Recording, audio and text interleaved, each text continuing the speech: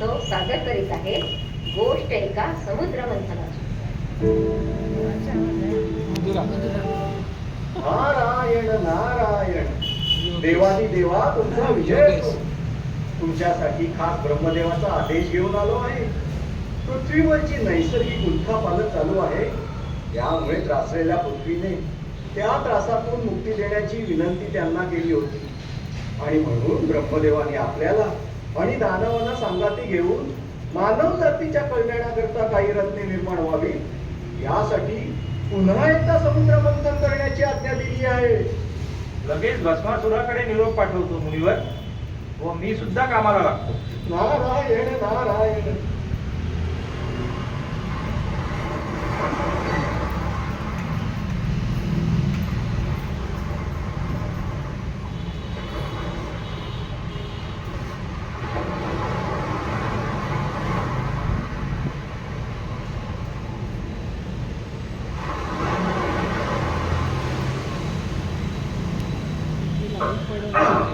मुनीवर, हे काय आहे? हा एवढा धूर कुठला? वासुकी तर विषाने धूर टाकत नाही आहे ना? इथे तर श्वास घेणेही अवघड होत आहे. नाही देवा, हा धूर तर मानवाची वाहने चालवतो, शेत व जंगल जाळतो. तसे सर्व नियम दुर्लभून ज्या प्रकारे कारखाने चालवतो त्यातून निर्माण होतो आहे. मुनीवर, आम्हाला नरकात पण या धुरामुळे अगदी गुदमरल्यासारखे होत आहे. बापरे, अवघड आहे. या समुद्र मंथनातून काही रत्ने मिळतात का बघू. आणखी प्रयत्न करू.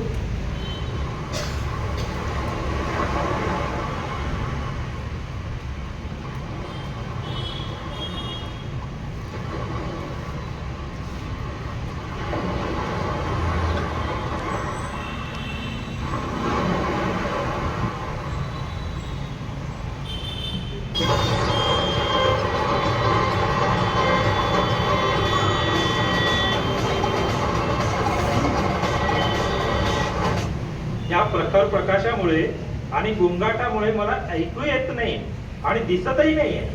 या गोंगाटामुळे वासुकी पण बिथरला आहे. अहो, हा मानव आपले उत्सव डीजेच्या गोंगाटात आणि प्रखर प्रकाशात साजरा करतो आहे. बघा ना. मुनीवर, अहो अशा गोंगाटात आणि प्रकाशात कोणता देव यांना प्रसन्न होणार? आता मला कळले. पाताळ थरथरण्याचे कारण हेच आहे. परवा पक्षीराज गरुड पण सांगत होते की अनेक स्थलांतर करणाऱ्या पक्ष्यांना या प्रकाश झोताने दिवस व रात्र यातील फरक कळत नाही व ते सतत उडत राहतात व होणाऱ्या अति कष्टामुळे अंत पावतात. ह्या मानवांची आणि मुक्या प्राण्यांची काय अवस्था होत असेल. नारायण नारायण.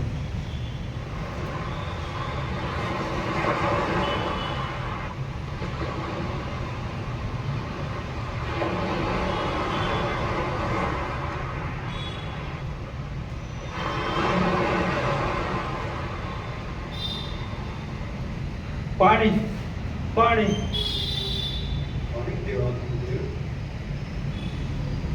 अरे, या पाण्याला कसली तरी घाण चव आणि वास येत आहे. या नारायण नारायण. देवा, अहो सेवकाने तुम्हाला पाणी एका रसायनापासून बनवलेल्या प्लॅस्टिक पात्रात दिले होते. या मानवाने स्वच्छ नदी पात्रात कारखान्यातून निघणारी घाण पाणी सोडून दूषित केले आहे. कापडी पिशव्याऐवजी प्लॅस्टिक पिशव्यांचा वापर वाढला आहे. अनेक रासायनिक घटक आणि विषारी द्रव्यामुळे पृथ्वीवरील सर्वच पाणी मात्र अनेक अत्यंत दुर्धर रोगांचे शिकार होत आहे. खरेच सगळे कसे भीषण आहे.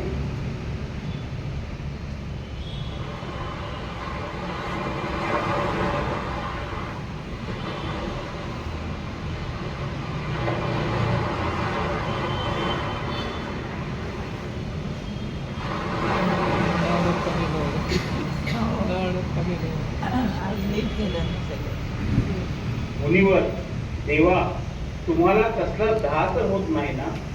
आणि मी माझी आधीच खडबडीत असलेली कातडी पण माझ्या शरीरावरून निघून जाईल का असे वाटते.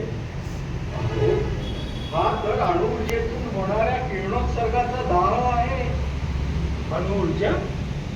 पण आपण विद्युत निर्मितीसाठी त्याला आधी जल, सौर आणि वायू ह्या गोष्टी दिल्या आहेत. मग वेगळी ऊर्जा कशासाठी? बरोबर आहे. पण तो अणुऊर्जेचा वापर स्वतःचे श्रेष्ठत्व सिद्ध करण्यासाठी पण करत आहे. आणि तसेच सुपीक जमीन पण नापीक होत आहे.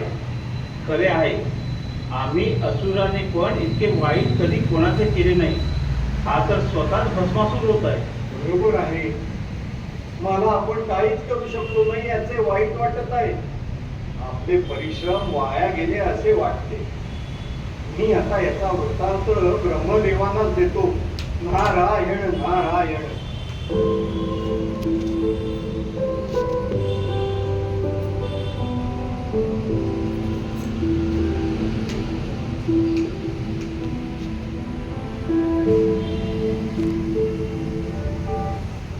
नारायण नारायण. ब्रह्मदेवा, नारदा, तुम्हाला दिलेलं कार्य सिद्धीस गेलेच असेल ना? क्षमस्व देवा, तुम्हाला सर्व ज्ञात असेलच. पुन्हा सांगतो, आम्ही समुद्र मंथन तर केले, परंतु त्यातून आपल्याला अपेक्षित असल्याप्रमाणे मानव जातीच्या कल्याणाकरता काहीच नवीन रत्न हाती आली नाही. उलट मानवाने केलेल्या प्रदूषणाचा भस्मासूरच बाहेर आला. यामुळे मी स्वतः आणि देव दानव सर्वजण हताश झालो आहोत. हताश होण्याचे कारण नाही. आज मुळात देव दानव दोघेही मानवाच्या कल्याणाकरिता एकत्र आले, हेच खूप मोठे आहे. त्यामुळे आज हे नुसते समुद्रमंथन न राहता सर्व मानव जातीच्या हितासाठी हे विचारवंतन झाले आहे. शेवटी देव आणि दानव या दोन्ही मानवी मनाच्या दोन वृत्ती आहेत. त्या एकत्र आल्या तर खूप मोठा बदल घडू शकेल. यासाठी आपण मानवाला एक संदेश देऊ.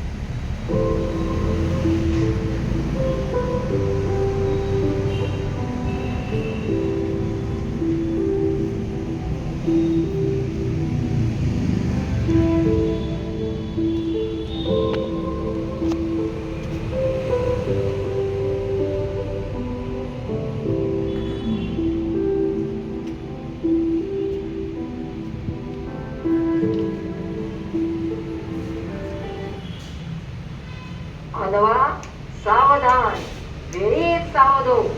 प्रगती करताना पर्यावरण आणि निसर्गाचा समतोल राखणं तेवढंच महत्वाचं आहे.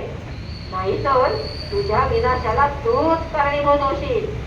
तुमच्यातील अनेक जण या प्रदूषणावर उपाय शोधत आहेत आणि त्यांना तुमची साथ मात्र अत्यावश्यक आहे. तुम्ही सर्वांनी मिळून जर प्रयत्न केले तरच तुमचं भविष्य असं सुवर्णमयी होईल. धन्यवाद. दाखवला